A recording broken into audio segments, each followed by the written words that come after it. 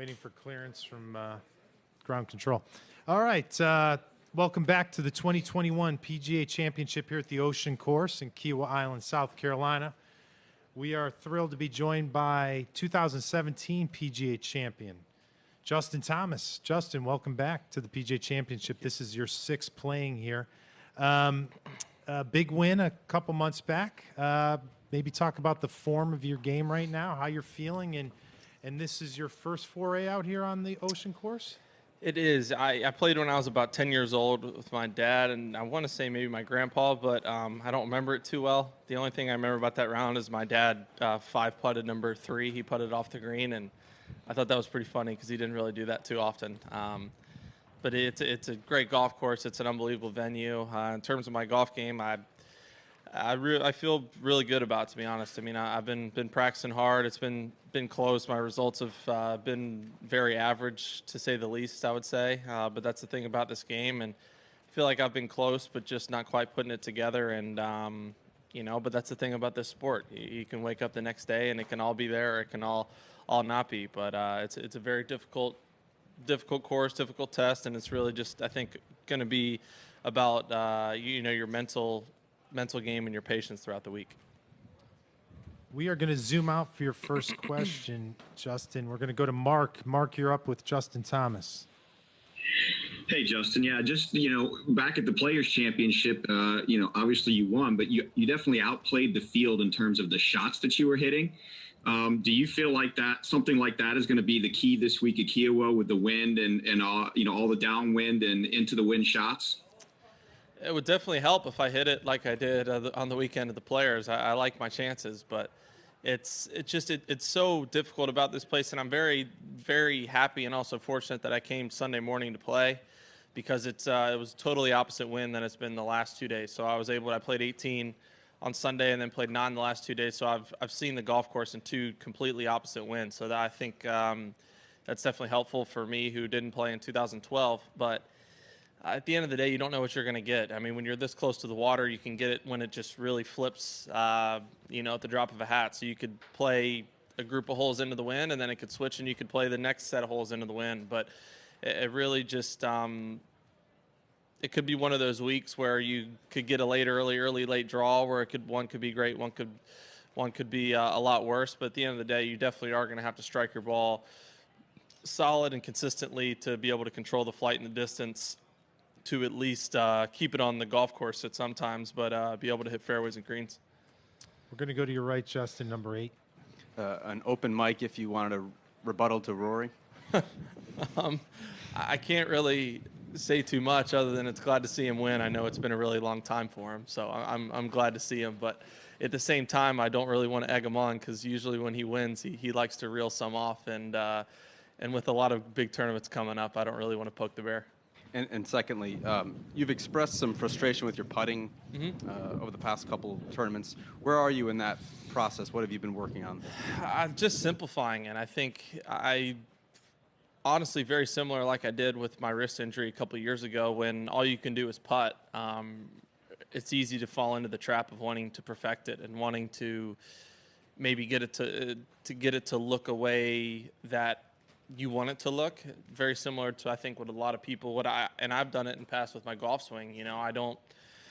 I maybe don't like how high my hands are and how it, maybe it looks coming down or halfway back, when in reality, if I'm hitting the shots that I want, it doesn't matter how it looks. And it's very similar to putting. And I'm very, very feel-based and very artistic, if you will, in terms of seeing shots and hitting different spins on chip shots, pitch shots, whatever it is. And I need to take that same outlook into my putting. And that's something John and I have really kind of focused on, is that, my mechanics and my fundamentals, that's what these 3 days are for. That's what my off weeks are for, is to make sure that those don't get too far off. But once I tee up, I have to just go be athletic and be artistic and just go out and hit the putts at the speed that I want. And that's something I did on Sunday at Quail Hollow, is just tried to be less perfect and just more feel-based, and I putted the ball beautifully, even with 2-3 putts there. So, again, like I said earlier, I've been working hard on it, and I feel a lot better about it. It's just about maintaining that throughout the week. We're going to zoom out to Steve. Steve, you're live here. Let's go. Justin, have you given any thought about playing your first PGA championship without Grandpa? I have not till just right now. I don't really know what else to say.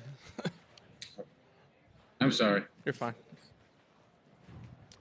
Let's go to number 7, Mr. Ferguson. Hard to follow up on that one. Two things for you. If you could only pick one section of your game that needs to be better than the rest this week from what you've seen in the course, what stands out to you? For me specifically, I'll take putting. In general. Yeah. In general, I mean, it's tough because you could argue literally every part of the game. I mean, if to me it would be between driving and putting. I think hitting the ball well off the tee and putting it in fairways is going to be huge because then you can control the flight, control the distance, the spin, trajectory a lot more than the rough or the waist areas. Then it's just being able to have that control, but it just when it gets this windy, you're just not going to be able to hit all the greens, and you're not going to be able to chip it up like this, whereas you might get a wind gust and it goes to 4 feet instead of 1.5 feet, or goes to 8 feet instead of 3 feet. And being able to make those par-saving putts are really the momentum builders and savers, I guess. And secondly, could you talk about how the practice round with Garrick Hago came about in, I believe it was Abu Dhabi, if I'm not mistaken. Yeah, it was. And when your impressions of him. It was through, I guess you could say, a mutual friend, Liam, who works for Titleist on the European Tour, comes over here some. I've gotten to know pretty well, and he's kind of taken Garrick, I guess, under his wing a little bit, or just worked with him quite a bit, and obviously don't have quite the same or amount of people to play practice rounds with in a European Tour event than I do here. And he said, hey, Garrick's, he would love to play if you'd want to, and I know Paul, I don't know how old he is. I know he's young, and I know he's a really good player, as you can see by his results lately. But he wanted to play, and we went out and played just played 9 holes, I think it was, but it was impressive. I mean, he had some serious speed. There's a lot of holes out there that didn't quite ask for that kind of speed, more of just finesse and kind of hitting to the dog leg. But we get a couple par 5s that he could let loose, and it was definitely a different sound than my ball made. Thank you. Go back corner number 12. Just wondering if you picked Tiger's brain at all about how to play this place.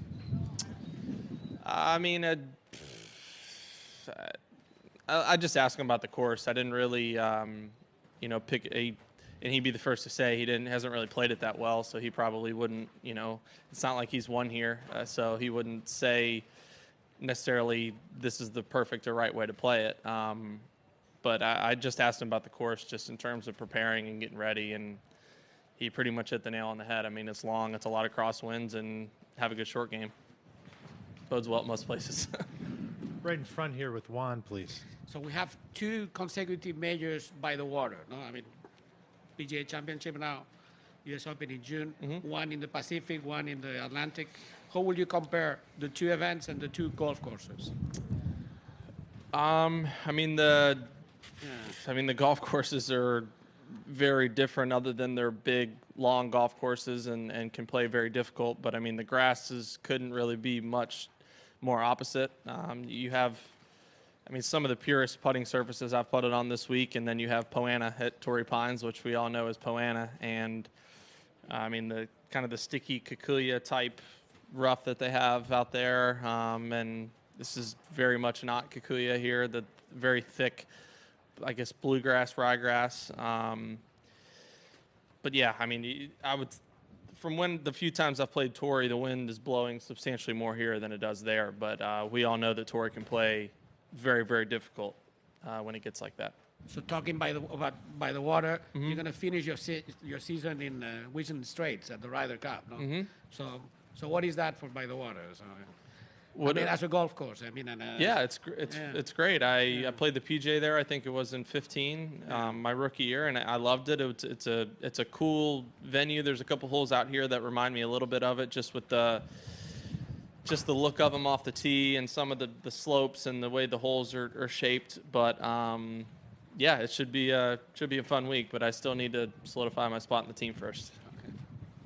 Justin, this is the longest golf course in major championship history. Is that something you guys notice ahead of time, or do you have to go out there and experience, and then you may talk about it after the first or second round or whatnot?